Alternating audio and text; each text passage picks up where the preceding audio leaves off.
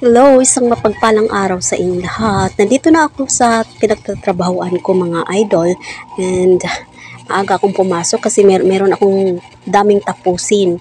Nagka-power interruption kasi kahapon kaya ito tambak na naman yung trabaho ko kaya maaga akong pumasok. Yung pasok ko is 10 pero pumasok na ako wala pang 9 para tatapusin ko yung mga nasimulan ko hindi natapos kahapon. So yan lang naman ang ginagawa ko mga luz. Hirap kasi pag hindi natapos yung trabaho mo, sa bagong araw is bagong mga gawain na naman yan. So magkatambak-tambak yung mga ginagawa natin kung hindi natin matatapos yung mga kailangan gagawin. So yan, importante kasi na magsikap tayo.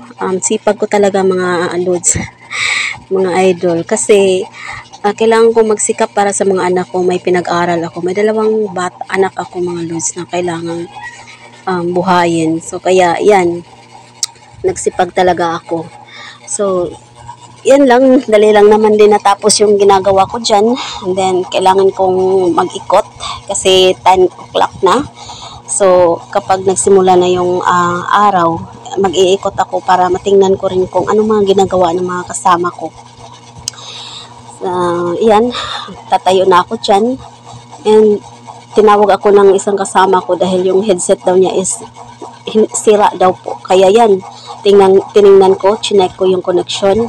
So wala talagang connection, sira na talaga siya. And as you can see, may punit yung wire niya. Kaya siguro walang connection talaga.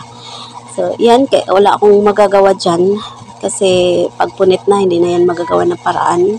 Siguro meron, pero hindi sa ngayon dahil kailangan na talagang papalitan itong headset ito. So yan, napalitan na. And then, nagkaroon na din kami ng supply sa mousepad. So kailangan kong palitan yung mga luma.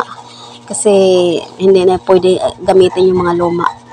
So ito, may bago. Kaya ipapalit ko doon sa mga luma. So, kalahating gabi na, meron kaming lunch break. So, kumakain ako ng snack. Free snack yan, galing sa boss namin. Dahil napakabait daw namin, kaya binigyan kami ng free snack, spaghetti. Ayan, ang mukha ko dyan is matamlay kasi gutom yan at puyat. Ayan, so, kain tayo mga lods. And, ayan. Sensya na kayo sa mukhang yan kasi puyat talaga yan. Sino ba namang hindi mapupuyat magdamag kang nagtatrabaho. So natapos na din yung buong araw. So lumabas na ako dyan at naghintay ako ng sundo kasi papauwi na ako. Anyway, thank you so much for watching. Bye-bye!